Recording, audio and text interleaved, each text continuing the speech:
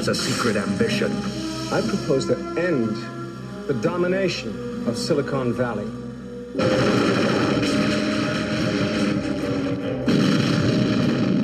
Project Main Strike. A secret plan. For which each of you will pay me $100 million.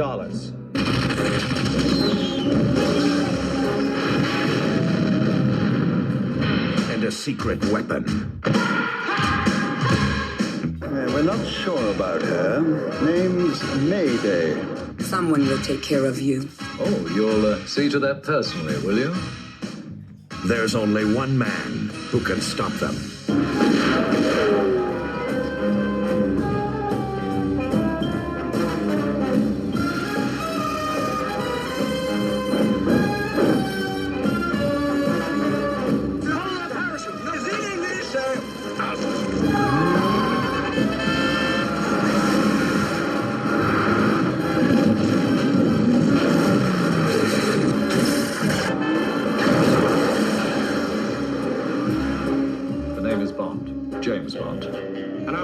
You're still under arrest. In the world of high adventure, the highest number is still 007.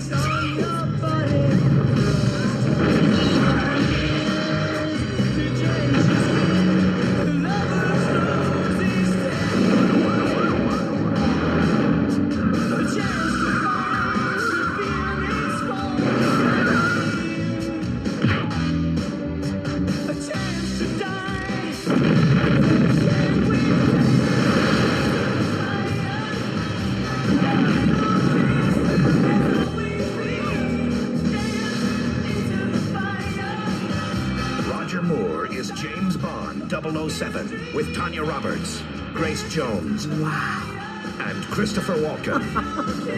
As James Bond finally met his match. Find out this summer in A View to a Kill. Title song performed by Duran Duran.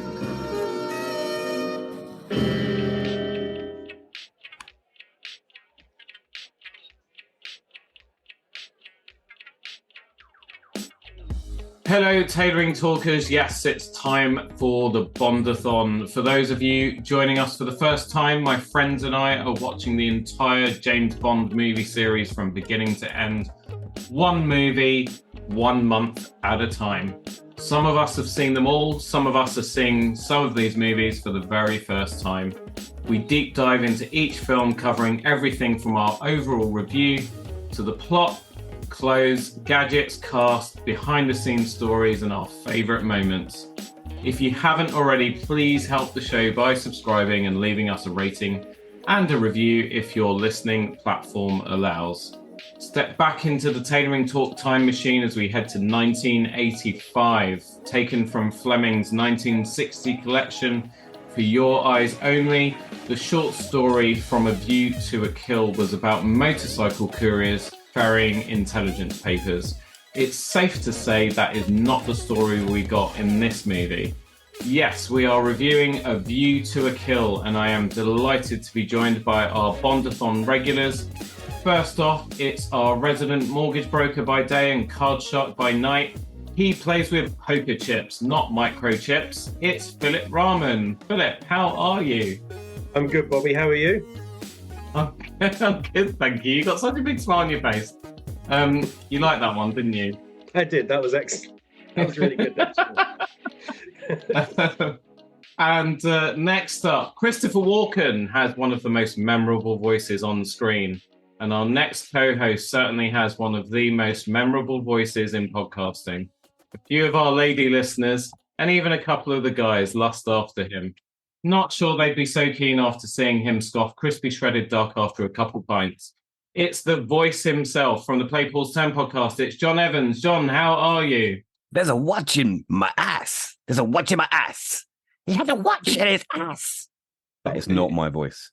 That's my worst Christopher Walken impersonation ever. Oh, that was Christopher Walken. I thought you were doing a Bubba Frick from Star Wars. Possibly. Dual purpose. Hello, I'm well apart from a little bit of a tickly throat.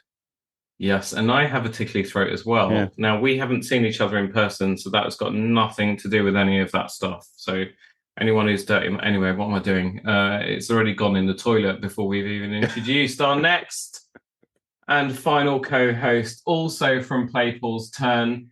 It's the gadget guru with a heart of gold. When everyone's fighting like that mad gypsy village lot in From Russia with Love, he's always the voice of reason that brings everyone back together. Alex Hansford. Alex, how are you? I'm well, thank you. Yeah, that was a good introduction, Bobby. Thank you. Oh, you're welcome. They're getting harder and harder as each episode goes on, which I imagine is how the Bond scriptwriters and producers were feeling when they were trying to work out what to do with this film. Right, everybody listening, before we get started, we need to get our spoiler alert in, nice and early for once. We will be spoiling the living daylights out of this one, and I will have to think of a new spoiler pun very, very soon. Yeah. So, if you haven't seen A View to a Kill, hit pause, go see the movie, and rejoin us after. So, we're going to kick off with a little icebreaker, even though we know each other really well, but my demented mind has come up with something this week. Hang on a minute. Let me just go to... We know nothing about this, listeners. He's dropping this on us right at the last minute. Here we go. Yeah, it was literally last minute. Okay, here we go. Are you ready? Alex is... I'm prepared. Alex has disappeared. Yeah. Right. In a dark and secret laboratory in 1970, whatever year it was that you were born, a group of mad Nazi scientists are working on a project that will change the world forever.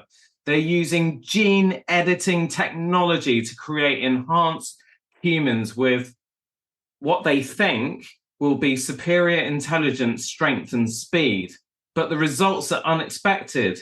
The scientists have been working on this project for years. They're finally ready to test their creation. They infiltrate the hospital wherever you lot were born, and they nick your embryo and modify it and then put it back in your mum, and then you're born a healthy baby boy, but something's different. What is it in you that has been awakened by way of a superpower or genetic modification? John. Oh, you've chosen me first, haven't you? Yeah, I have. That's why I said John. A distinct lack of ability of working with anything made of paper. Ooh. Okay. Yep. Almost psychotic addiction to any sort of electronic item. And I think I'd also be afflicted with a very sarcastic tone of voice all the time as well. Okay. Like so that character from the Mary Whitehouse Experience. Old people who listen to this show. I heard someone else talking about the Mary Whitehouse Experience, and I don't know what it is. Paul Chowdhury was talking about it the other day. I'm going to have to go look this up on YouTube. Yep. The Mary Whitehouse Experience. Oh, are you? I'm so excited, Bobby. I hope you really enjoyed doing that. Oh, yeah. Oh, you were being sarcastic. Like the thing. No, I'm never sarcastic, Bobby. Okay. No, I don't know. There's a character in the show that his voice naturally sounds like that and gets into lots of scrapes because people think he's taking the Michael the whole time. Yeah.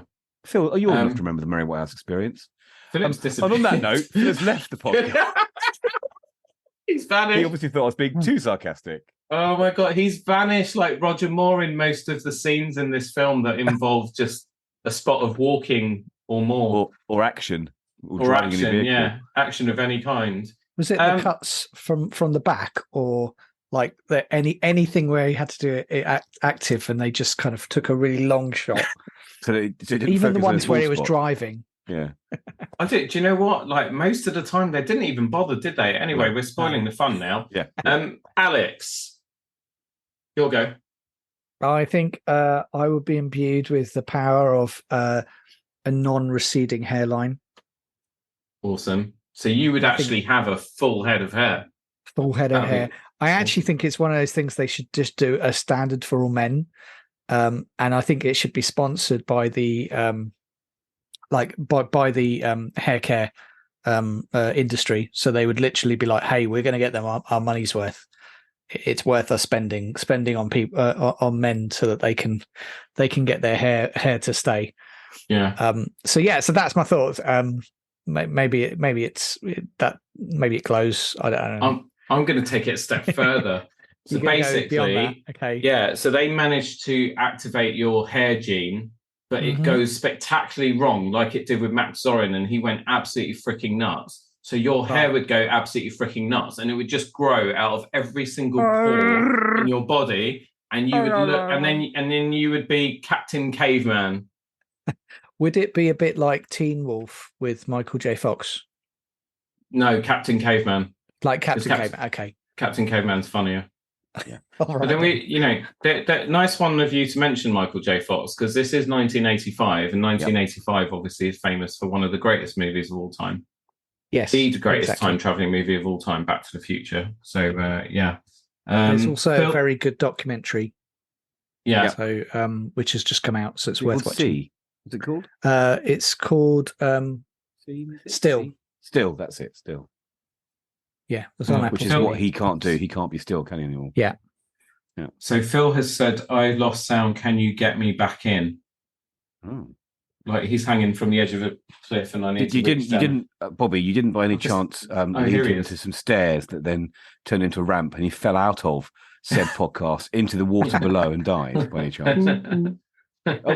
It seems not. Coming. He might be coming. He might be coming back. Here he is. He looks like an angry beaker from the Muppets. Phil, can you hear me? I can now. Yeah. Sorry, I don't know what happened. Yay! Oh, that's okay. Is everything all right? Yeah, everything's good. So just I lost sound and couldn't figure out. Yeah. So Alex said that the mad scientist awakened his hair gene, so he actually would have a full head of hair. And then I took it one step further and said it just went spectacularly wrong, and he ended up as Captain Caveman. Remember Captain Caveman? Right. Okay. Of course I do. Yeah. Your turn. So.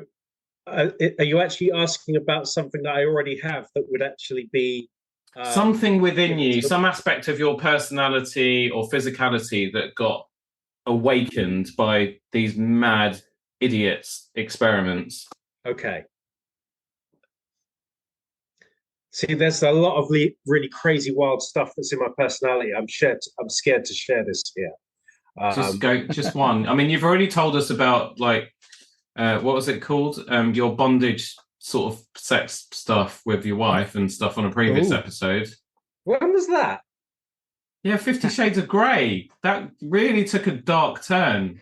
Oh, right. Okay, fine. I don't know where that came from then. I might have to revisit that and cut that clip back into this episode. But so really, I think when you've gotten that far, there's nothing that will shock us. Go for it. Okay. I think I would like to think that an aspect of my personality would be my charm and sensitivity.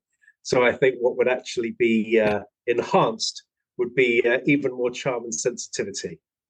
And so you'd become like super charming and super sensitive. Absolutely. So basically, they create a massive pussy.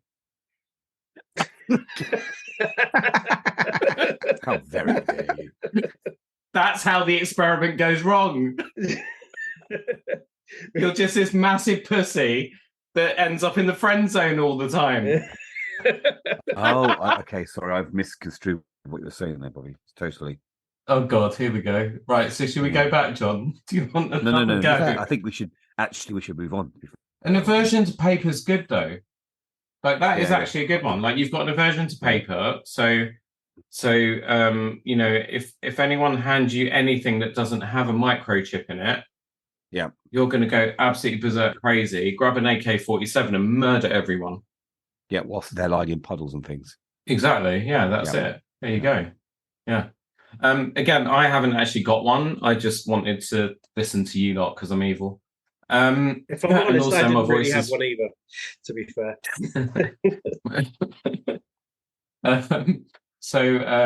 There we go. Do you know what? I think they would awaken my muscles and I would just look like The Rock. And would there would you genetically grow tattoos on his muscles as well? Yeah, I'd have Haitian or Samoan or whatever he is tattoos all over the place.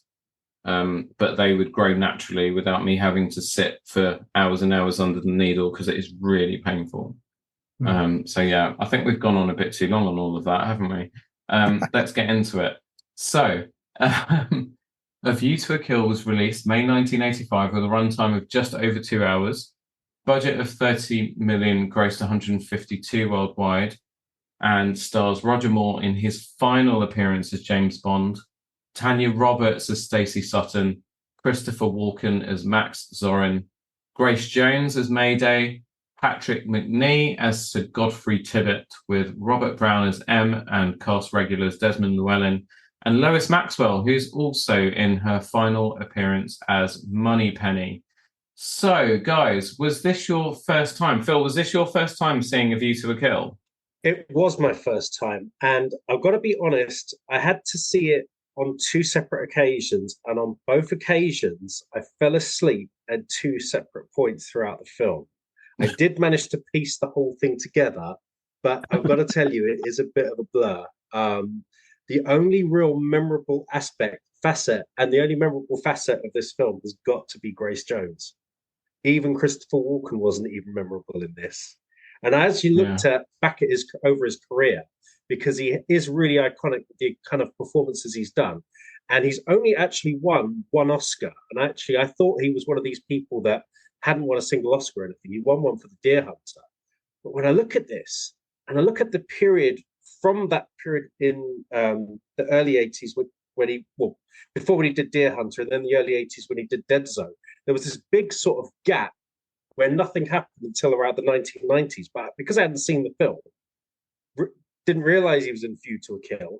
And now that I've seen the film, I can understand why there was this big vacuum in his career from like 1985 for around about to mid-90s. It's a shame. Do you think he was maybe getting typecast after playing that role? No, I think that seeing a film like this, I feel like this film kind of enhanced him in terms of a great array of people that actually saw him as an actor. And then I think because he played the bad guy, but didn't really have an iconic presence in the same way Grace Jones did, I think that made him largely forgettable and more difficult to cast in other roles that might have suited him better. I just feel like this didn't suit him very well. It's a shame.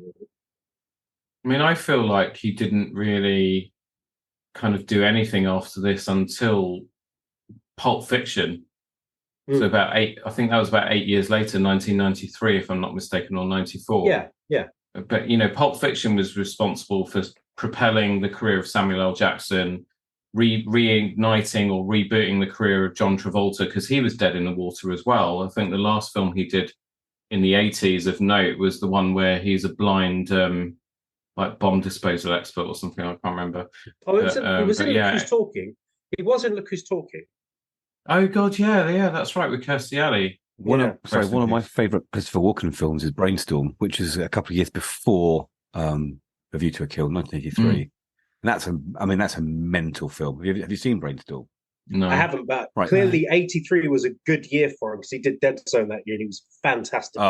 Okay, yeah. So go back and watch Brainstorm, and prepare to have your brain exploded watching it. It is the most bizarre film and really clever and cool. Definitely. Cool. So, John, whilst we're with you, was this your first time? No. About the 5th time I've seen this film, at least. Wow. Thank you for sitting through it again, because I'm not sure I want to see it again. And how was it for you on this 5th viewing? I mean, without giving away your racing and stuff. Do you know what? It was a bit like getting back on an old bike that you used to ride as a child. And it was comfortable and nostalgic without being too offensive. Yeah. Alex?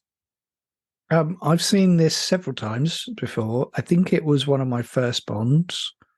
I think I saw Thunderball before this, but obviously I was too young for Thunderball, so it must have been a rerun. But yeah, no, it exactly. It's kind of it has all the things that you expect in a Bond, including all the bad bits. But it doesn't dwell on anything long enough for you to really like get annoyed with it. And I just think it's actually like a really good sort of finale for Roger Moore. So I think, you know, as Bonds go, I think this is a really good one. Yeah, I mean, I personally would have liked to have seen him bow out Octopussy, because I thought that, you know, we talked about that being the greatest hits of all the Bonds that had come before it, and it was the perfect film for him. And, you know, while this film wasn't like god awful, I know some people have this as the worst Bond film of all time. But still, bad. Yeah, I still think it would have been nice for him to have bowed out a film earlier, but you know, he didn't, and I mean, here we are.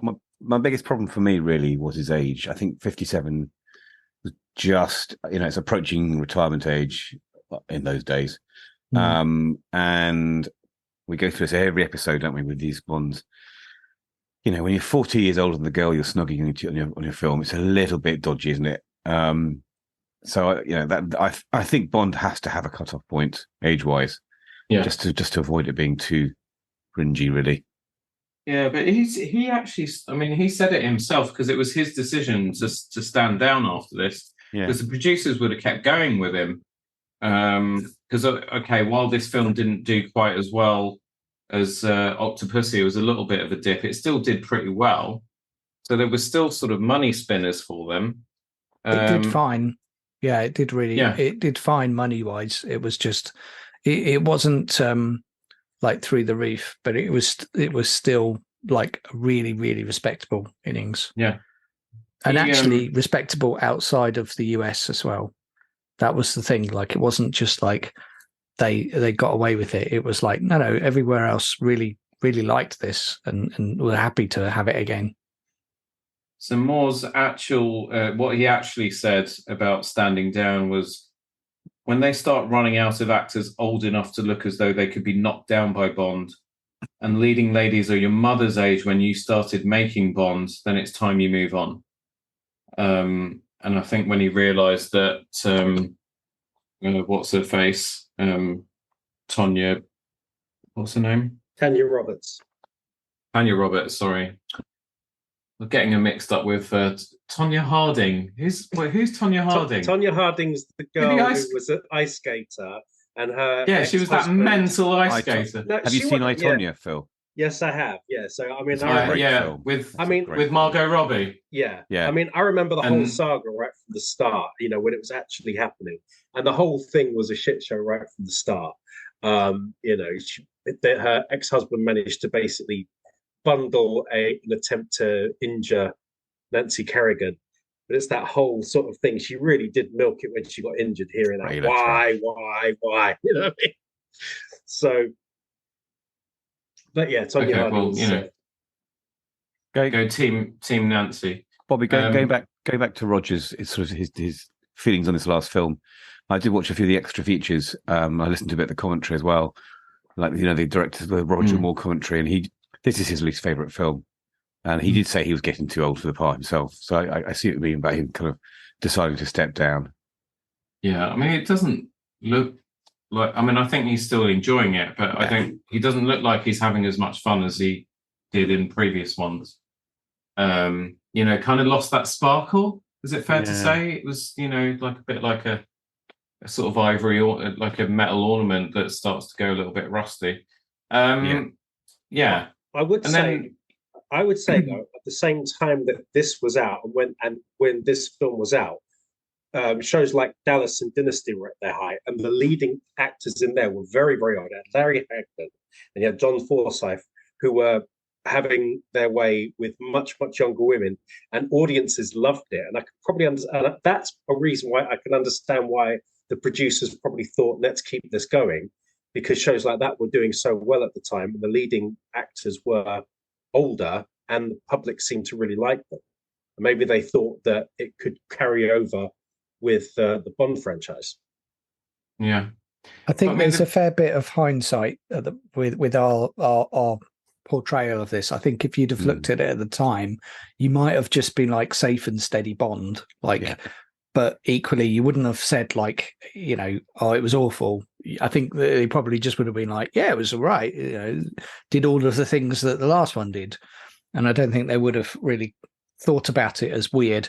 But I think now it looks weird for more reasons than it did at the time. Yeah. Well, I mean, it starts off doing really weird stuff. So, we get this opening sequence where he retrieves a microchip from the dead body in some frozen wasteland of 003, I think it was. It's Siberia, isn't it? Yeah. Somewhere.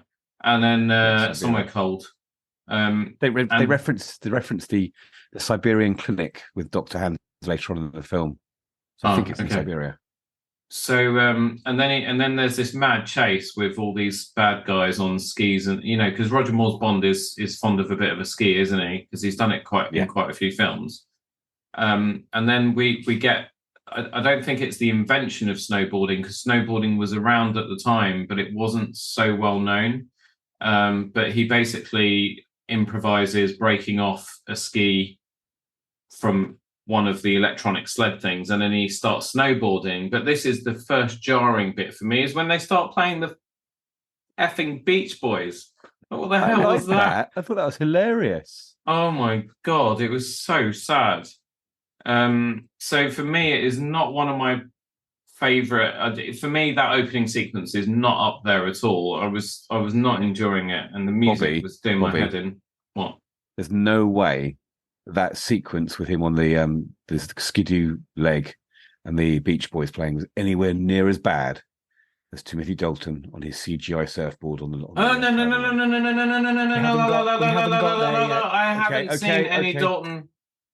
I haven't seen any Dalton films. What, at all? No.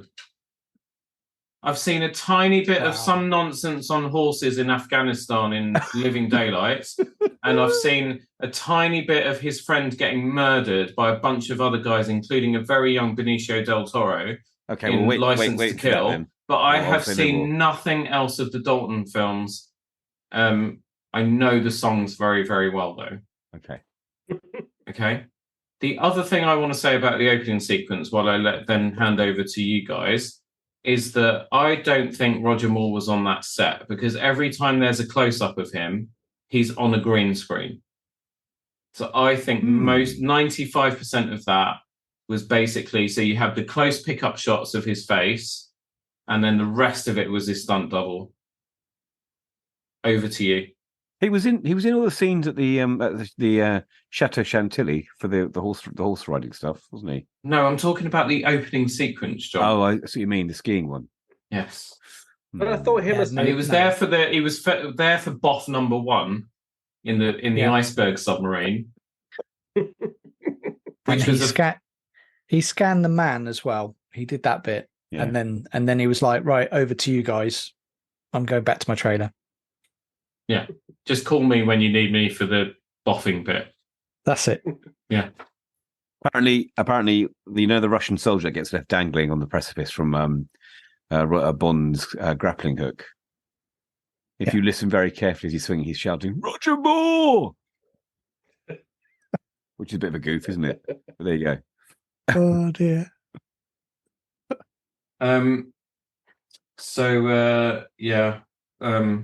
There we go. But what that opening sequence does do is it then leads into the title sequence, and then we get the Duran Duran song, "A View to a Kill." When I was little, I always used to say to my mum, "Mum, how did Duran Duran know what the name of the film is?"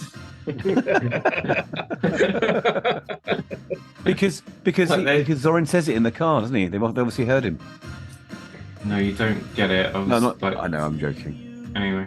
But it's one of my favourite Bond themes of all time. And I called Alex earlier and I was saying, because I took the Supra down to see a client down in Horsham and today, so I decided to obviously take the supercar, because why not open it out on the road and that.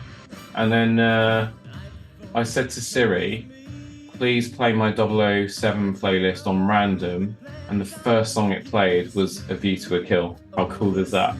It's good. I mean, I listened. I watched the films. I watched all the Bond films on my stereo HomePod pair, and when A View to a Kill came on, it just sounded so good. Really, really good. Yeah, good production. It's a great on that song. It is a great song. So the way that came about was, I think actually it's the girl that he gets off with in the ice scene. She was going out with a member of Duran Duran, and so she said to the producers, "I can get," because obviously they don't worry about the theme song until the film's done, or nearly done, or in post production.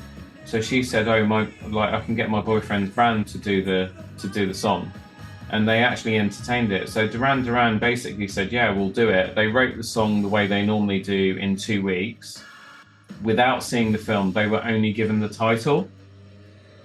And then John Barry got them into the studio, recorded the band without the orchestration, then he put the orchestration on top, and then we get what we hear. And I think it is like one of the best Bond songs for ages. I'm trying to think, I think it's the best one.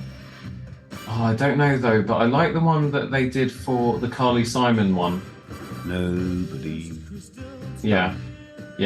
But it is the most bombastic one since Paul McCartney. This is the only Bond song that got to #1 in the US, though. So it was also a very popular song. But it just hit on the MTV kind of generation as well, because you had the music video, and it had it was intercut with moments from the film, mostly the Eiffel Tower stuff. Yeah. And the video was very much scripted around the lyrics as well, like all the action in the video and stuff. I absolutely loved it.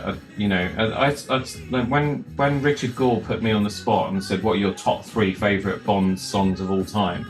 and I named View to a Kill in the top 3, Rich basically turned his nose up at me.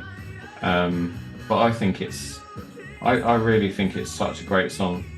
What about you guys? Phil, Alex? I would say that, I remember this when it first came out, and Duran Duran wasn't like one of my favourite bands at the time. I was more into kind of like soul music and stuff like that, but as I got older, I did appreciate it a lot more. Out of all the Bond songs that are out there, the one that's coming next is my personal favourite, but certainly this one's up there. Yeah, interesting story with the Living Daylights as well, but obviously we'll save that for next month.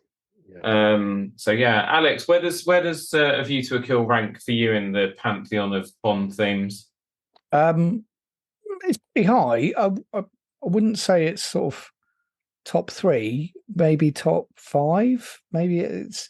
I think there's such energy with it that, like, it's. It's not a very like clever song, but it's just there's such energy to it that it's just. It's hard to get out. To not get in the spirit of things with that song, really, is it? Yeah, I think, and that's what I like about it. It's not like it doesn't take its time. It doesn't contemplate. It's just like straight into it. I think, generally speaking, over the course of the entire Bond series, where the composer's been heavily involved in the production and creation of the theme song, it's generally worked. And where they haven't is when the composer hasn't really been involved. Because I was listening to some of the David Arnold stuff, and pretty much everything he had a hand in was pretty good. Although listening to Sheryl Crow's vocals on Tomorrow Never Dies, there are some bits where it's a bit like someone running their fingernails down a blackboard. And I love Sheryl Crow to bits, like Tuesday Night Music Club, one of my favourite albums. There we go. And then from there, I can't remember what happens. after the skiing. Well, if we're talking about because it takes ages for everything to sort of. It seemed to take ages for everything to get going, because a lot of time was spent at the race course before they got to the Eiffel Tower. And then I didn't really understand. Chip, oh, yeah, they were analysing the microchip that he got from the dead body of 003. That's it. And That's why he Yeah. went to the race course. Well, because they found Zoran's name on the microchip by zooming in on the screen. That's right, and comparing it with what they'd had previously. Like getting two GIFs and like overlapping the GIFs on the screen, and they matched up. Yeah, which brings us neatly to gadgets. There was that sort of funny dog thing that the Q branch people were playing around with. K9 from Doctor Who, isn't it? Is it really? Did it look like It's K9 a from Doctor Who? snooper surveillance robot. Mm. That's what it's called, anyway. Really subtle. I'm gonna. Do you know what? I'm gonna for Dalton onwards. I'm gonna try and segue in and then have a little theme tune for Alex, and then Alex can do his gadget bit. So anyway, Alex, this is the gadget show. Over to you. There were quite a few this time, and they all happened like towards the start of the film. There wasn't that many at the end. It all felt very practical. Like there were a couple of examples with like screens, but a lot of it was just like, oh look, I can open a bay window with a credit card that has lights on it, and I didn't really think that was an achievement, because you can open a bay window with a credit card so long as it's strong enough. So I was like, I'm not sure that's really an achievement. Well, anyway, and there were a few things. So there was the camera ring that was Bond had when he was at the stables, not stables, when he was at the meet, when they were selling at the show, for the stallion and that. There was the shaver bug detector when they got into the room, before they put that track of him absolutely slamming what's his face. Well, I guess that track on the tape recorder must be a gadget too, then visually. Yeah, kind of. I mean, it's we had polarizing sunglasses. Again, not. Oh massively. yeah, he had his dirty, pervy sunglasses that were like X-ray things. He couldn't see through it, and then and they looked massive. They were Snapchat glasses, weren't they? Yeah, they would exactly. They were like big, big sized, almost tortoiseshell as well rims. But yeah, and they were so obvious as well. Like he was just standing there, like with these massive things on his face, right? Just staring at like through the window. It was so obvious. You're just like, how does nobody notice this? There was, exactly.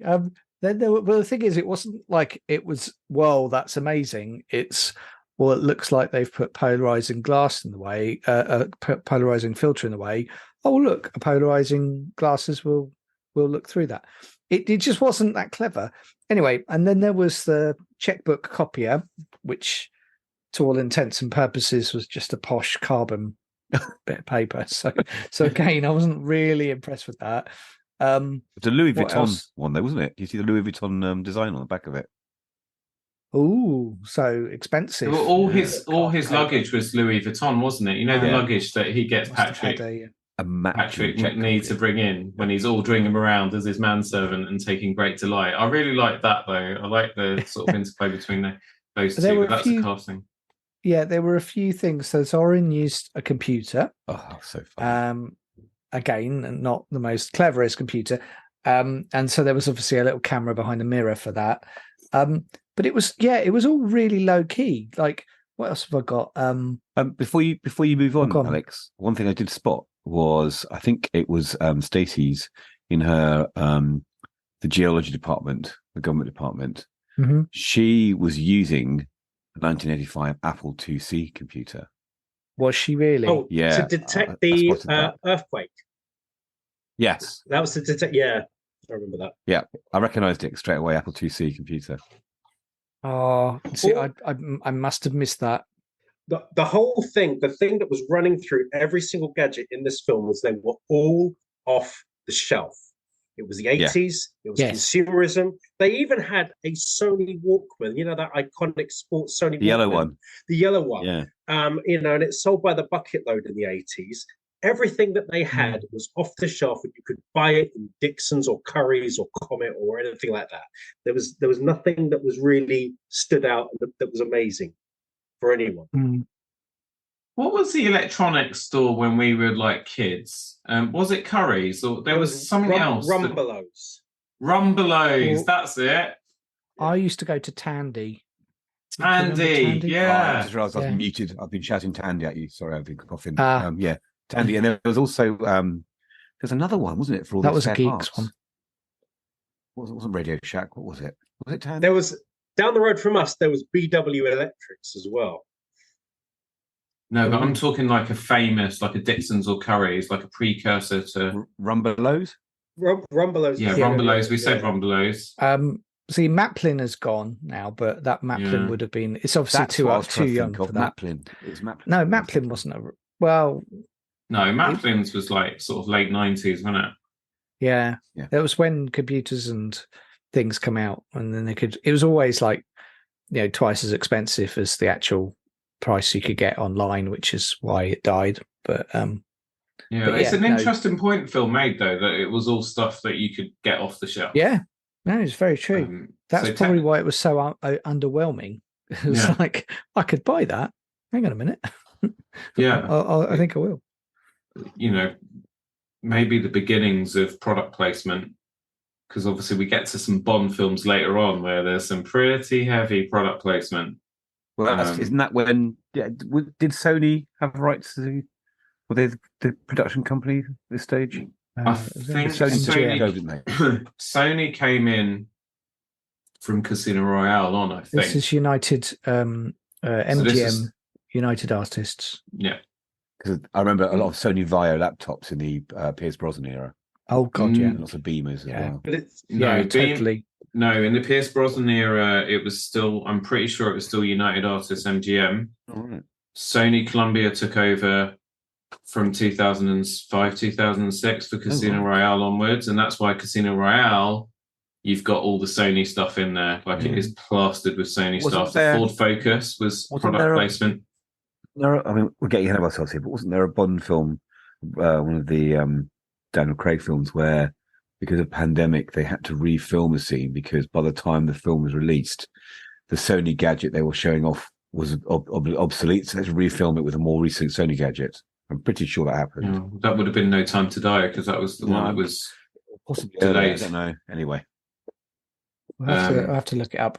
Yeah. Anyway, so gadget-wise, we were a bit underwhelming, and vehicle-wise, there was nothing really cool or memorable. There was basically a Zeppelin or a blimp or whatever. I mean, that's really cool. There's one vehicle that was cool. Wasn't there a Corvette in this? Was there? I'm pretty sure there was a fire engine. No, there was a Corvette. I'm pretty sure there was a Corvette or a Trans Am. Oh yeah, with the dip lights when he first gets in with Anya. The Russian yeah. Goes back to for a hot tub sex sesh. I really enjoyed the silly car that broke in half and carried on driving. That was really that was awesome. Yeah, I couldn't focus on that though because I was just like, how is the car still driving? Is it front wheel drive? I was obsessed with finding out if it was front wheel. They had to build a special little fuel tank for the front half of the car because obviously if you cut a car in half, it won't work. As well. The car itself was pre-cut in half, and it was held together with an electromagnet, so that when it had to fall apart, and it just turn off the magnet, it would sort of go into bits. But they must have had a couple of little sort of like wheels on the back, like little sort of coasters on the back. Like little, that would have sparked. Casters. Would you put those things on kids' bikes? What are they called? Casters. Stabilizers. Yeah. Stabilizers. Yeah, on the back of it. It was hilarious. We kept driving it. It kept going, but really, obviously, some bloke in a wig driving it around, and not more. Yeah. It wasn't even that. The guy's not even wearing a wig. It's like it just seemed like they didn't care. They didn't bother. It was so obviously not Roger Moore. Like on the Eiffel Tower. So let's actually talk about the Eiffel Tower because that's part of a massive set piece. So basically, Bond goes to meet some French bloke, and then they go to this restaurant in the Eiffel Tower. So you're immediately thinking, "Oh my God, there's a restaurant in the Eiffel Tower." If you live a sheltered life like me, that's really cool. And then there's some bizarre, woman comes on stage, and she's basically got this act where she's conjuring and sort of influencing butterflies and manipulating them, and they're not even real. Like if I was paying to go and see something like that, I'd expect it to be real butterflies, not fake ones. You can't, but Bobby, you can't. Like humans can't influence the movement of butterflies. That wouldn't work. Oh bollocks!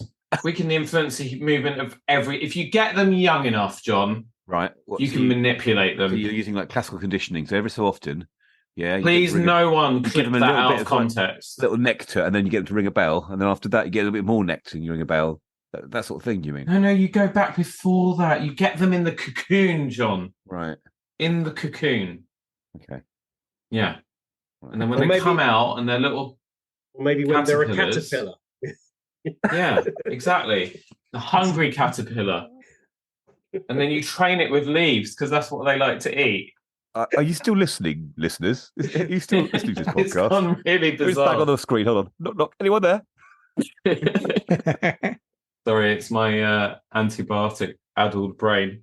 Yeah. But anyway, and then Grace Jones comes in, like the least discreet assassin in the history of assassins ever. Like, she's a big, beautiful black woman with a massive hairdo, with the biggest shoulder pads you've ever seen. Like, all the shoulder pads in Dallas and Dynasty put together would not be able to compete with them. And then she basically gets a fishing line out with a butterfly on the end of it that I don't know if it was poisoned or if it was just really sharp, like a batarang. And then she slings it at the French guy, kills him. But then Bond, because he's so fucking old, doesn't even react straight away. Like, everybody else in the restaurant is screaming, and Bond's like, I think there's a fly in his soup. And then he sort of, gets out of his chair, cracks his arthritis fingers and that, and then goes after her. And it's the crappiest foot chase like ever. And then you see his stunt double. It's just the weirdest things that are just not very cool and not very Bond. Like, when she sends him over the railing and then he's sort of like hooked up by his trouser leg, which is the only thing that stops him sort of flying off the Eiffel Tower into oblivion and stuff. It's just the whole thing. We didn't know whether to laugh or cry in dismay at this. Like, I was so disappointed with it, really. Phil's shaking his head. I mean, the thing that struck me, I wasn't too concerned about the actual foot chase because the footage they got from her on the parachute going through Paris, regardless of, suspending disbelief, that sequence was fantastic. I really, really liked that sequence where the car was chasing the parachute. They couldn't quite do the same as French Connection, where a car's chasing an L train, but this was as close as they could get in the Bond movie. So I thought the sequence was fantastic.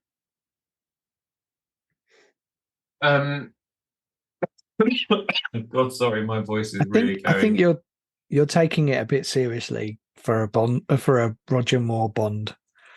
I think that there have been worse car chases. I don't know what I was expecting with this. I think because it's called A View to a Kill, I thought it was going to be a bit more serious. Well, it gets like when a film's called Octopussy. It does. There's a lot of deaths in it. Even Roger Moore was not a big fan of. Oh yeah, I know. We'll talk about that in a minute. I mean, that was really bad. I want to agree with Phil though. I really enjoyed the car chase sequence and Bond sort of bouncing off the boat and into someone's wedding cake and all that. I enjoyed all that. It was funny. Yeah. And I think if I was Bond and I landed in someone's wedding, unexpectedly, I would have probably done the same thing and said, "Oh, congratulations, excuse me," and then just walked off. I would have been polite, I would have, to mess up someone's wedding day. And I think he did the best he could. But I've come short from of shagging the bride, obviously. Exactly. But I've come from a background. He could have done that as well. Yeah. I've come from watching things like, The Love Bug, Herbie, and seeing cars, driven in half anyway. So this didn't bother me so much, if I'm honest. Yeah, I mean, I have to say, I think my most favourite moments in this film were the moments with Bond and Sir Geoffrey Tibbett or whatever his name. Yeah. Patrick McNee, yeah, it was. I loved all of the kind of little bits of spy things they were doing. you got to see some Roger Moore's natural cheekiness and mischievousness and playfulness. And he was sort of bossing Sir Tibbet around as well, like really, really, because he says to him, doesn't he? He's like, are you going to keep this up? And he's like, well, you've got to make it look genuine and all of that. We've got to keep it up for appearance's sake, to Tibbet. Yeah, exactly. And then I was really sad when Tibbet got killed. Yes. Yeah. And that was really bad. And in a car wash as well. Like, so she was in the car the whole time. She waits for the car wash to start. And then she kills him. But then what does she do for the rest of the wash cycle? Because they take about 7 or 8 minutes. So then does she just sort of sit in there with the dead body? Because she's got to wait for the cycle to finish to be able to get out, right? I'm trying to think of the practicalities of this. Put a bit of music on, read a book, Watch sit there and the suds come down the screen. Put her Sony Walkman on and listen to some Grace Jones. I mean, you think about some of her songs, it's appropriate, isn't it? Move up to the bumper. Yeah. She's moving the car up to the bumper of the car wash. Is that her song? Yeah. Move up to the bumper. Pull up to my bumper, baby. In the top black. Oh, no, I meant the car wash song. In my limousine. That's not Move up to Grace Jones. Baby. Car wash is not Grace Jones. Oh. I've never heard any Grace Jones songs. You have heard them, you just don't know them by name, I think. I don't think so. Sing some to me, Phil. So you got, for example, Slave to the Rhythm. That's a Michael Jackson song. No, it's Grace Jones. Move to the rhythm. Love to the rhythm. No, don't know that one. Move up to the bumper, baby. Pull up to my bumper, baby. In your limousine. Don't know that one. Oh, what else is there? She's done it. Don't inflict people on another one of my songs, please. Yeah, there's a few, but those are the two of the famous. Oh, there's My Jamaican Guy as well. That's a very famous one as well. No, you've totally lost me. Okay, they're well-known songs. You probably have heard them, but just didn't realise it. Do you know, in 1985, what would I have been listening to mostly? Michael Jackson. No, Michael Jackson. Not George Michael. George Michael's still in Wham in 1985. And you weren't listening to Wham? Listen, Club Tropicana is a timeless classic. That is a we all pretended we were by the pool with cocktails when we heard that song. Well, absolutely. I didn't, because all the girls at school loved Wham, and so it wasn't cool to like Wham if you were a boy. But I do. Ironic, really, isn't it? If you think about it. This is true. Yeah. But I was mostly listening to Michael Jackson. So there you go. Well, that's that then. We've left Paris and we're back at the Chateau Chantilly. Oh, do we have to follow this film? No, and so this is the bit where he meets Stacey and tries to be all creepy and we fancy coming back to my room tonight, and she's like not having any of it at all. Yeah, but he does the sort of like. Oh no, hang on. That's when he's in her house. Now I'm. That's later on. No, he comes back, doesn't he? He comes back from his sojourn to Paris in the half a car. They do a bit of snooping around the stables and find a laboratory and all that sort of stuff, don't they? That's the next bit after Paris. Mm-hmm. And I thought, I don't know about you chaps, but I thought the whole laboratory scene was the pacing was a little bit off on that scene. It felt a bit sort of slow, and then the weird sort of fight in the packing room, which I'm sure one of those characters was a British actor who's been like sort of Del Boy series and things. So there's a big guy with a beard. I recognise him. I think he was. I think he used to be working a stall in EastEnders, but didn't have a speaking part. That's right, something like that. Or he's in a Russ Abbott show, wasn't he, or something? Yeah, it's one of those things. An extra. From Bond to Russ Abbott, the Tailoring Talk podcast. Well, I didn't understand, right? Because they had the horse racing and all of that stuff, and the horses were obviously being injected with steroids so that they would win. It's another gadget as well. But I don't understand what that had to do with the overall plot, other than that the mad scientist that was injecting the horse with steroids was the same mad scientist that experimented on little embryos in World War II with the Nazis, and Zorin was basically a product of that. I think Sorry, go on, Phil. I was going to say that the whole point of that was he had found a way to develop silicon chips that were not going to degrade, and he was using his influence to get his contacts to build up enough interest to actually then take on Silicon Valley. And then if you can take out Silicon Valley and become like a major seller and producer of these microchips that don't degrade, everyone's going to come to you. That's the whole premise of this film. So wasn't this film pretty much like a copy of Goldfinger, but crapper? Well, yes. Yes. What more do you want, Bobby? Yes, it was. I want them to come up with an original story and not just copy something they've done before, whilst throwing in a few things because Cubby went on holiday with Howard Hughes and got drunk at the Golden Gate Bridge and said, "Oh my God, this is fucking amazing. We need to put this in the next Bond movie." Because that's what they seem to do. Apparently, that bizarre woman with the butterfly act, that was because like he was on holiday in Paris and he actually saw that act and basically thought, "Oh, need to put that in the next movie somehow." So it's like he takes all these things that he sees when he's on his travels, and then it's even worse if Howard Hughes is involved, because Howard Hughes did have a hand in all of this in the background somewhere. Because in all the archive interviews, Howard Hughes is there. Like, he does most of the freaking talking. I think for me, this film seems to be a bit of a vehicle for other actors. I mean, it was a vehicle for Grace Jones, and she was massive at the time. You know, she was very iconic, not only in America, but she was also massively iconic in Europe. She could speak French. She had hits in Europe. She was very, very well known. And I think it was more of the case that the film needed Grace Jones more than Grace Jones needed the film.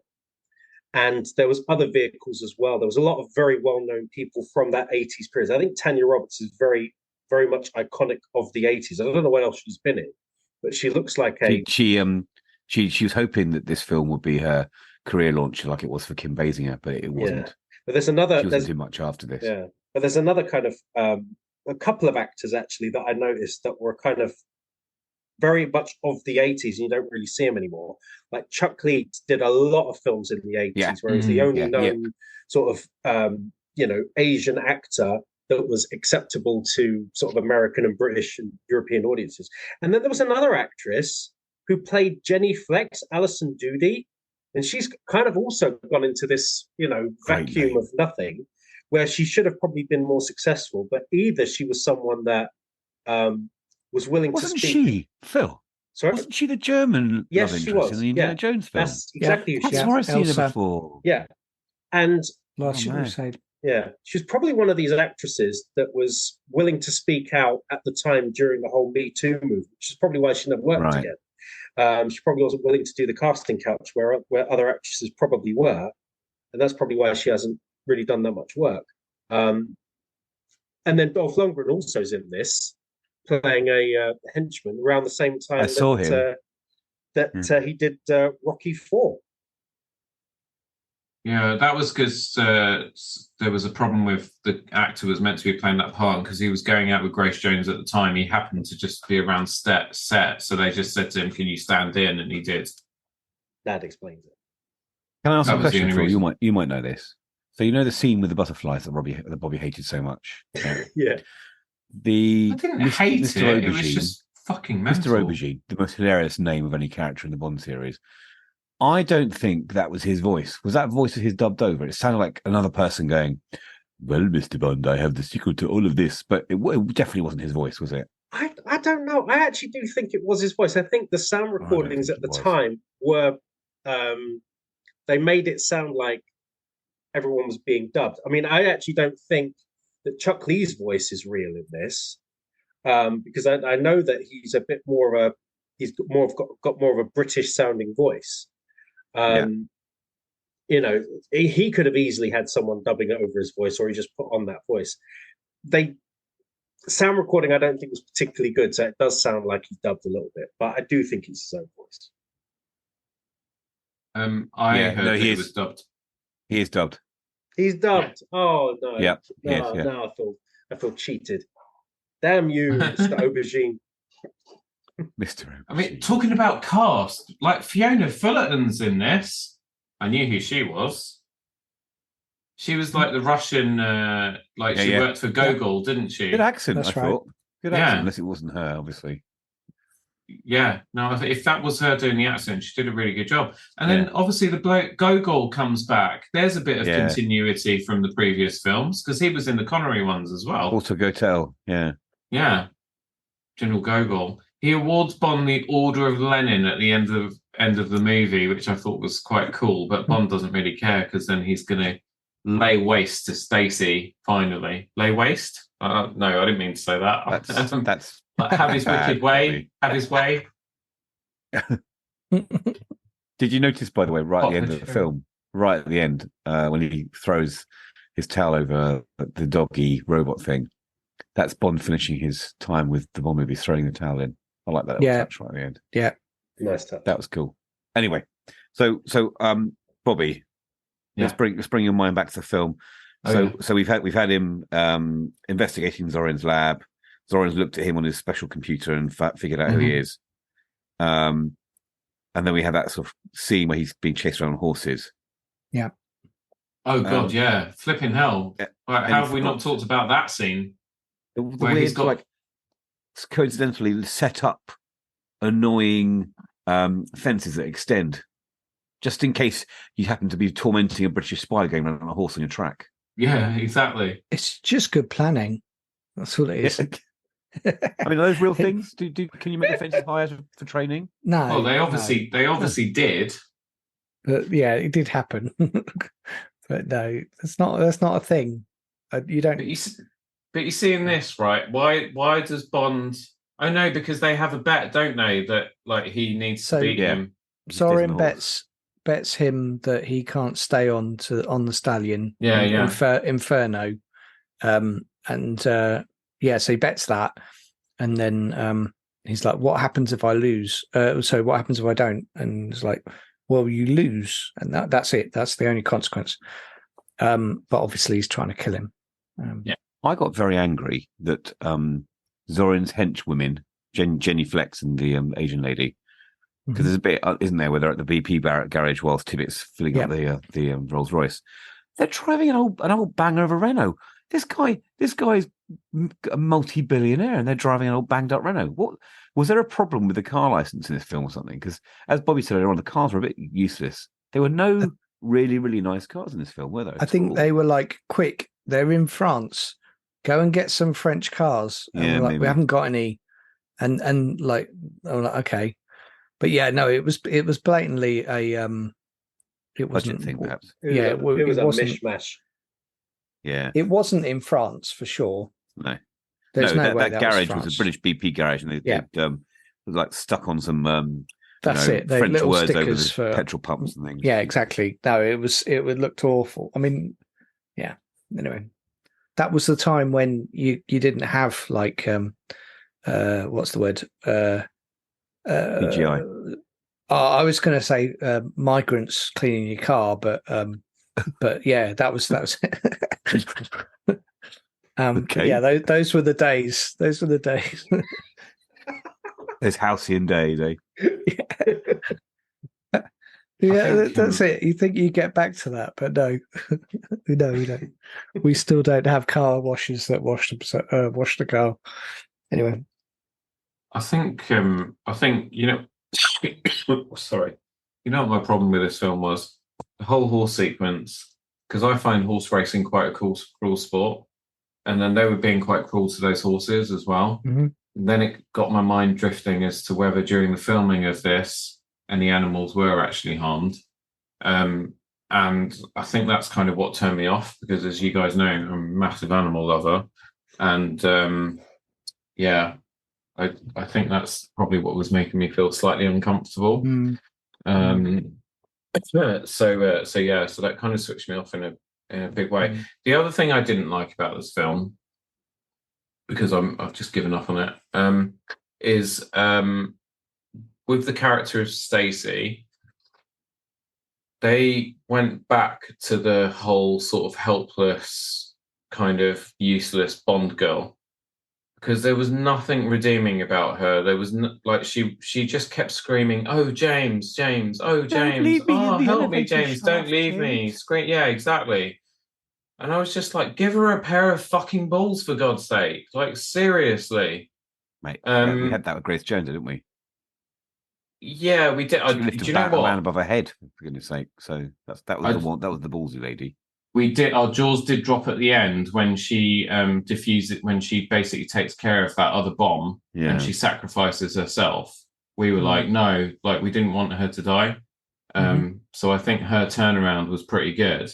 But then just before that, when Max Zorin basically takes out a machine gun and starts basically killing everyone, including his own henchmen, that was also, I just thought that was really like just unnecessary violence. It was, I know they were probably trying to show that one of the consequences of his genetic experiments that were done on him is that he's got this super high IQ and he's very smart. But then the downside is that he's completely unhinged and he's psychotic. But I still just found it too much. Yeah, I think and that's someone who really loved John Wick 4. But I don't think that violence was mindless like it was in this. That was poetry. That was balletic. This is not violence. Yeah, gung fu. Yeah. Okay. I think this is where I learnt about San Andreas Fault. Yeah.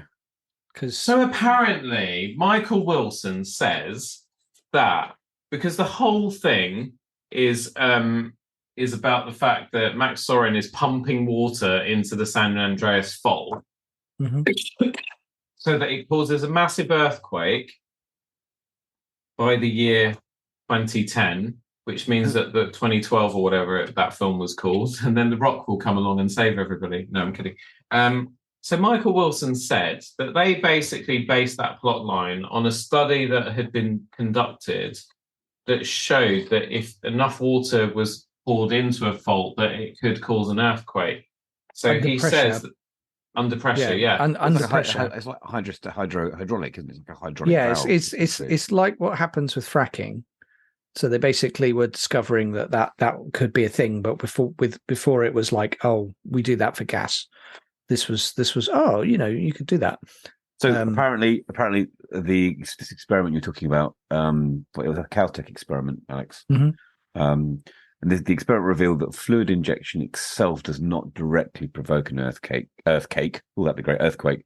Instead, a seismic slip likely built up stress at the edges of the creeping zone of rock, and this stress overcame the friction between the rock faces within a fault. So basically it makes it more slippery rather than forcing it to happen, and then that triggers the more easy movement of tectonic plates, and so you get these earthquakes. Yeah, I think there was also an element of pressure as well, because I think the pressure helps it move or something. I don't know. Anyway. But yeah, so this was the whole thing. We were like, whoa, the whole of San Francisco and the Bay Area is going to be flooded. That was the whole point of the story. And that's obviously where we go back, back to the mines and stuff later, don't we? Yeah. So then we have to go down the rat hole of the investigation in San Francisco, and we have to go and do that whole thing with the house, the mansion that she's with no furniture. No, she's done the mansion. Yeah. So we've done the mansion, and we've now she's gone back to San Francisco. Hall. Oh, the City Hall is what we're talking about. They go to City. Yeah, they go and check the plans to see what has happened in terms of like where he's drilling these holes and what he's doing with them. And then, because the thing is that she's meant to be a geologist, isn't she, Stacey? Yeah. So she's then going to go and find the details about that, and that's why they go to City Hall. And then obviously City Hall gets burnt down because Zorin has no, limits or whatever it is. So it's funny. It felt like it was like watching Backdraft or some kind of That escape whole film sequence, for a bit. Alex, was to try and implicate Bond into the death of the dude at the City Hall, isn't it? Yeah. And then that creates the fire truck chase sequence afterwards. Mm-hmm. I mean, we have missed out Bond's hot tub session with the Russian lady and him trying to bed Stacey by making a quiche and that sort of thing. Oh, but yeah. I think you're right. That whole sequence was a little bit. I thought the pacing was a little bit off. The only bit of excitement was shooting some really, really bad henchmen with a rock salt gun who had the worst grey granny wigs on. I thought perhaps the Beastie Boys had come off their shooting of the Sabotage video and attacked the house to get Stacey as an extra in their video. Because it was basically, if you take that sequence and you play Sabotage over it, it works perfectly. I tried it myself. Best use of the Sabotage song is in Star Trek. Yeah, it's very good. Yeah. Spoiler. Both in the reboot Star Trek, when we see Tiberius as a young kid, like nicking his dad's Mustang or whatever. Yeah. In the Sabotage song, the Beastie Boys reference Spock. Did they? Yeah. Oh, I'm going to have to look at the lyrics to that. More interesting than this film. I thought that was intergalactic. I thought that was intergalactic, not. Oh, you might be right. It might be intergalactic. But they're still mentioned. But what I'm saying is the Beastie Boys are in the Star Trek Kelvin canon. Yeah, because they're referred to as classical music. One of their songs, Intergalactic, refers to Spock, and that's bizarre. So yeah, because they use Sabotage again in Star Trek. Was it Beyond? No, what was it called? Discovery. What was the third one? No, the third Kelvin movie. Oh, I can't remember. What was it called? So they had number 2 was the one with Benedict. No, not Into Darkness was number 2 with Benedict Cumberbatch as Khan, and then number 3 was Star Trek Beyond something. With Idris Elba was the baddie in that one. Oh, Into Darkness. Yeah, Into Darkness. Yeah, no, Into Darkness, and then Beyond. Yeah, that's it. Yeah, it was Beyond was a lot of fun. It didn't do as well, but I thought that movie was a lot of fun. We're digressing again. I'm doing everything. I'm like a kid that doesn't want to, do this bit of homework. You don't want to do this work. Yeah, exactly. So after the fire, there's a fire engine, and for some reason, a police cop that's just literally left the set of Die Hard, the stereotypical sort of slightly overweight American police cop, chasing Bond around, and every so often, with sort of what's the film I'm thinking of with Burt Reynolds? Cannonball Run. Cannonball Run style, sort of, or Every Which Way But Loose style. Or Smokey and the Bandit. Yeah, Smokey and the Bandit's what I'm thinking of. These ridiculous sort of lolloping car chases where the American cars can't turn corners and bash into everything, and there's a bridge going up, and then the jokes about having to pay money back for their cars, and then other cars getting flattened. And basically, we're back to sort of California Dreaming sort of jokiness again, aren't we, really, with this? Yeah, but again, the whole sequence was written in because when the producers were in San Francisco doing a recce, and they saw that it's got an Irish name, that bridge, the O something. O'Reilly? No, O'Reilly not Bridge? O'Reilly, not O'Malley, not O'Hara. Yeah, O'Hara Bridge. It's the God, I made a note of it somewhere. So irritating. But anyway, I don't want to be offensive to any Irish listeners, or one of them. But they saw that bridge because it opens a bit like our own Tower Bridge, except it's probably bigger. And they were like, "Oh my God, we've got to get that in the movie."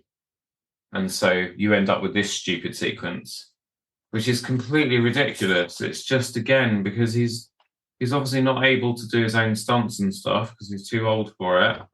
So it's all this stunt double, and then you get all the typical, like John said, all of the, Cannonball Run style cop chase stuff. Never mind Cannonball Run. They might as well have brought Captain, what's his name, from the earlier Roger Moore movies, back.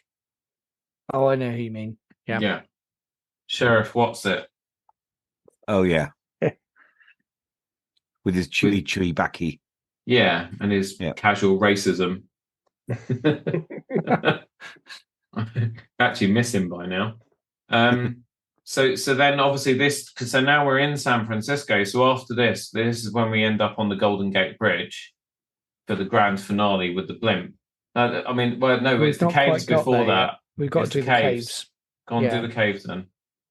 Well, that's the thing, isn't it? They go to infiltrate the mines to see what they're up to, and then see all of the TNT that's been planted there.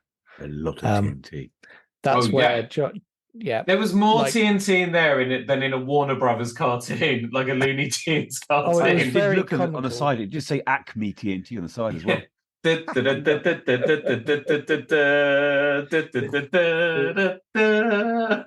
jazz hands up. It was just so much. I don't know why. But I don't know what you think, Phil, but it just did feel the most Bondy part of the film, actually. They've got their big studio, haven't they? They've decked out their big studio, the big Universal studio, wherever it is. They're getting in under the tarpaulin, and there's lots of maps and this cool sequence with a map being interactive, which seems a lot of money to spend on one concept, don't you think, Phil? Yeah, I feel like they sort of shot the exteriors in San Francisco and then the interiors in Pinewood. It was had that kind of vibe about it. But I mean, I kind of feel like Bobby at this particular point in the sense, I kind of want to skirt over the caves, and normally I want to cover, these kinds of details. Phil? Do you think that this set was reused from Indiana Jones? Possibly, it wouldn't surprise me. I thought, with the mine trains, when they're in the snake pit, I feel like it's probably that one. But, anyway. Yeah. But there we go. But this is where Grace Jones' character meets her demise, because when Max Zorin suddenly turns his Uzi, the weapon of choice for all 80s bad guys, on his own people and starts killing everyone, leaves her to drown as well. She has a Jaws moment, a la Moonraker, and realizes that, he doesn't love her as he thought he did. Despite the fact earlier in the movie, when Bond is staying at his place, I'm now going back to the horse racing bit. When Bond is staying over and Grace Jones and Christopher Walken are having a fight, they're doing their sort of martial arts training, and then he basically forces himself on her. She doesn't look like she's really up for it, does she? Well, there's apparently, I mean, Grace Jones was her acting. She was trying to stay in type, so she was trying to always be a grumpy, nasty person, and caused problems between Moore and Grace Jones with her acting. But she didn't mean to be nasty to her. She was trying to stay in character. But apparently, in the love scene between Moore and Grace Jones, she brought a big black dildo into the bed with her. What? Yeah, apparently so. Where she's on top of him in bed, apparently she brought a big black dildo in her as well. Which I'm not entirely sure why she did that. What's the point? Because Roger Moore was little. Maybe. So anyway, sorry, I took us back a bit, but and actually on that subject, John, how many? We haven't done your boffometer, so how many times? So this is actually Bond's highest number since Never Say Never Again. 4 boffs, if you include the title sequence boff. Yeah. Wow. He's gone out in style, hasn't he? And interestingly, we have a very, very special, what I call bookend boff in this film, where he starts a film with a boff and finishes a film with a boff. Oh, so it's a nice little I like bow. that. Yeah. Little sex bow, right? Around the film. Yeah. I think Brosnan had a lot of sex bows, didn't he? Where he would start like with the boff and then finish with one. Yeah. I'm going to pay closer attention to that from now on. I don't imagine there's much going on between the sheets with Timothy Dalton's Bond, though. He doesn't seem like someone who's really. He was all about the business. He was all about just getting the job done, wasn't he, Dalton? Queen and Country and all of that. Yeah. I wonder if for the new Bond, they're going to have to say for King and Country, aren't they? When he's going to be patriotic, he can't say for Queen and Country anymore. Wow. Yeah. No, that's right. It will. Yeah. Yeah. We lost Phil again. Poor Phil. I'm back. Yeah. I know. Oh, Okay. God. With a vengeance. Even louder than before. In Dolby Atmos. Sorry. So yeah, so John was saying, Phil, that because we hadn't done the boffometer, so John said there's been 4 in this movie, and it's a bookend boff because he starts with 1 and he ends with 1, and there's been more shags in this one than any other Bond before. This is Except for Never Say record Never Again. shags. Really? Except for Never Say Never Again. Yeah, 4 in that as well. But that So this wasn't is the- officially a Bond film. Yeah, this is the highest official Yeah. one. Then, yeah, that makes sense. See, I felt like this one, he didn't get as much shagging done because I think in an earlier Bond, someone like Sean Connery would have tried to rape the Stacey Sutton character over the quiche. That didn't happen. Yeah, I mean, he put her to bed quite nicely, didn't he? And left her in a room Yeah. and stayed up and protected her. I thought that was really endearing. She went to What bed, a he tucked her gentleman. in. Yeah, and then he Yeah, he made a he kind of quiche. sat there There's with a no gun flour overnight. anywhere. There's no mess in the kitchen, yet somehow he made a perfect quiche. Yeah, sure he did. I think she had I'd pre-roll pastry myself in a couple Yeah, of I'd really like the recipe. There was I wouldn't. Did you Yeah. see that? Oh my Was god! Linda It- McCartney doing her meals back then in 1985? No, she was not. Oh, when did her stuff come out then? Was that in the late 80s? A lot later. Oh. She was still making loads and loads of money, sort of from Wings and stuff like that during that period. Well, as in Paul McCartney's band, Wings? Yeah, yes, Paul McCartney's band, Wings. Oh, sorry, you meant his band. I thought you were talking about like chicken wings. No, his No. band, Wings. Yeah. I was like, oh my god, she was in the wings business. Okay. You've got to give me my then- wings. Sorry. You've got to finish off with the Golden Gate blimp. Bridge and the blimp. So after the Grace Jones saves the day, basically Stacey's running and Bond sees that she's being chased by a blimp. How do you not notice that a massive giant Zeppelin is coming after you? It's not like not the most understated form of villain transport, is it? It so felt like a stupid. bit of Vic and Reeves. Rick Reeves and Bob Mortimer came out of the sky and with their long stick and just grabbed her. Yeah, and they grab her and then carry her off, and then Bond's got to go and save her again. And he ends up clutching to one of the ropes of the Zeppelin, and as it goes over the Golden Gate Bridge, he clangs into one of the struts or whatever, and then takes the rope and ties it around the thing. I don't know That's about it. you. That'll hold it. That'll hold it. I can't even tie my shoelaces properly, let alone take a thick, heavy rope that's meant to anchor down a Zeppelin and tie a knot around the Golden He's a Gate British Bridge. spy. He's a British spy. He'd have been in the Boy Scouts when he was young. Learned all about tying knots and things. Yeah, tying Zeppelin knots. Phil, were you ever a Boy Scout? Phil sounds gone again. Alex, were you ever a Boy Scout? No, I was never a Boy Scout. No, I was too busy bet on my Bob was. computer. I bet he knew all about tying knots effectively. I wasn't. Uh, I wasn't. No. That was regarded as something that white kids did. I mean, to be fair, I mean their outfits look pretty Third Reich at one point as well. So be really careful about that. Yeah, I wasn't. So yeah, I wasn't even asked to join the Cubs or Scouts because they always used to sort of recruit kids at school and stuff. But none of the literature made it my way. That's bad. Anyway, so he's wrapping rope round the big red struts, and she's kind of sort of falling off and then not falling off, and he's falling off and then not falling off, and then there's an axe flying around, and the axe gets used, and we have some sort of Tom Jolly Japes and sort of wacky goings on with Dr. Hands and some dynamite, and then the other dude and Dr. Hands are wrestling with dynamite, and it's kind of we're back to sort of Looney Tunes again, aren't we? Really with this? Yeah. At the end, it was a pretty limp. Oh, I was going to say damp squib. Yeah, I mean, I think I would say damp limp in the end. Really. I think it was all pretty well filmed because they used a lot of parts of the Zeppelin. Yeah. And then, they built sort of replica parts of the Golden Gate Bridge. at the studio, and so obviously they used some quite close shots to sort of. But I think they really did that quite well, and this wherever there was green screen work or whatever, I didn't really notice it.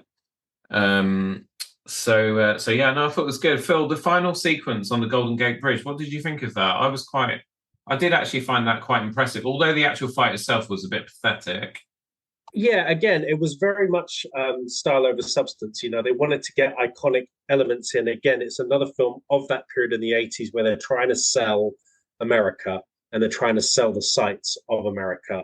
So the Golden Gate Bridge, very iconic from other TV shows and things like that, Streets of San Francisco, and they just wanted to kind of make use of the set that was available to them.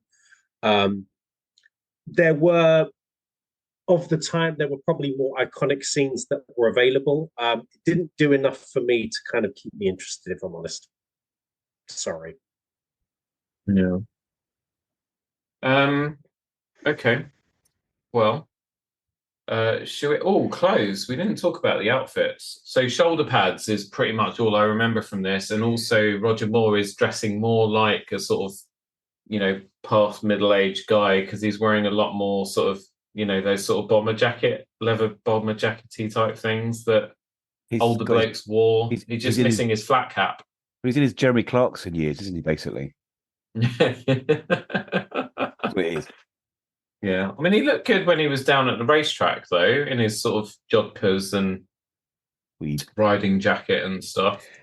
I mean, as far as style and outfits, I mean, the significant thing, if we go back to the scene when they were horse racing, in any horse racing event that you go to, if you are wearing a hat the size that Grace Jones is wearing in a stand where there are gypsies and people like that wanting to see their horses, there would be aggro. But everyone did not want to say a word to her because she was so scary looking. But she was so intimidating with the hat and the massive shoulder pads that no one said anything. But clearly filled with style. It was very much a vehicle for Grace Jones and showing off her outfits. And they didn't really care about any of the guys at all. I mean, even Christopher Walken, who plays Zoran, who's a multi-billionaire, his clothes were just thrown together.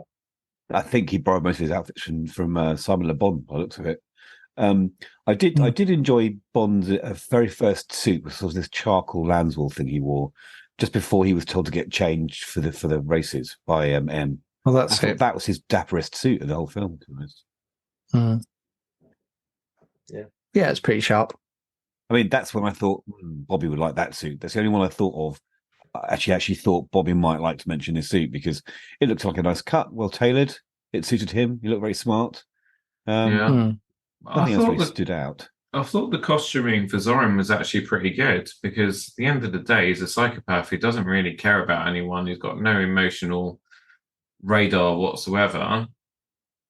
And so they had him pretty much in sort of black and white suits, and his ties were quite subtle. And then obviously on race day, that's when he gets a little bit more extravagant with his top hat and his cravat. But yeah, I mean, he's basically kind of cold and ruthless, and that's the way they dressed him. But and he's all about power as well.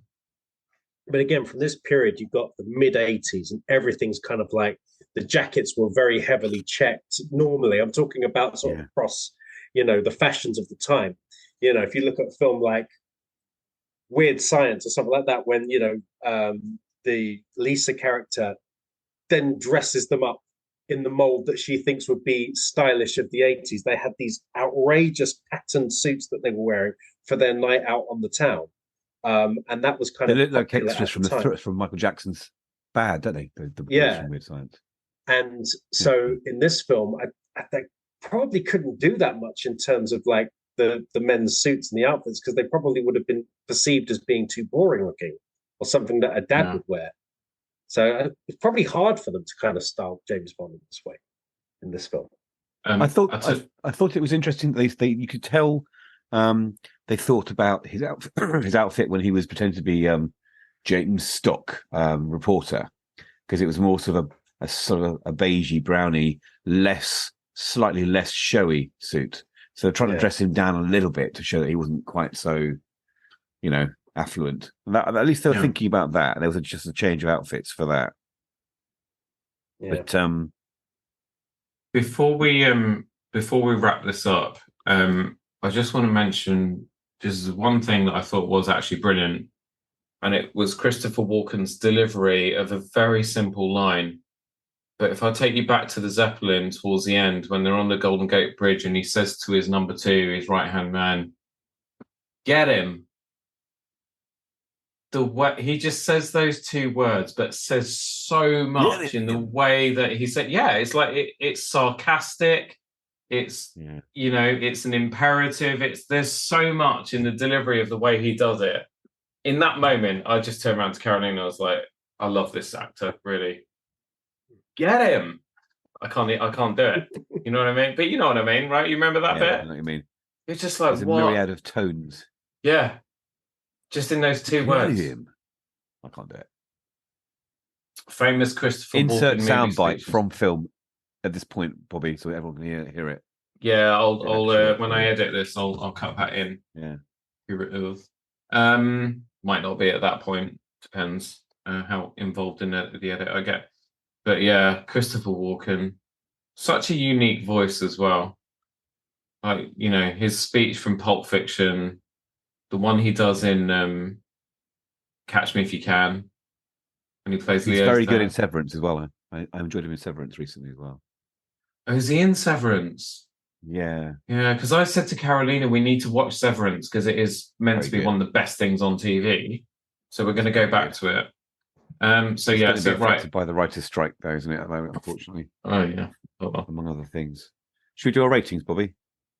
Let's do our ratings. So let's go to Alex first of all. Alex, what's your rating? Going to give it an 8. Okay. Whoa, that's really high. You're so generous with your ratings. I mean, it's really high compared to what I'm going to give it, but yeah, sorry. I'm sorry I interrupted. Carry on. There's nothing wrong with it.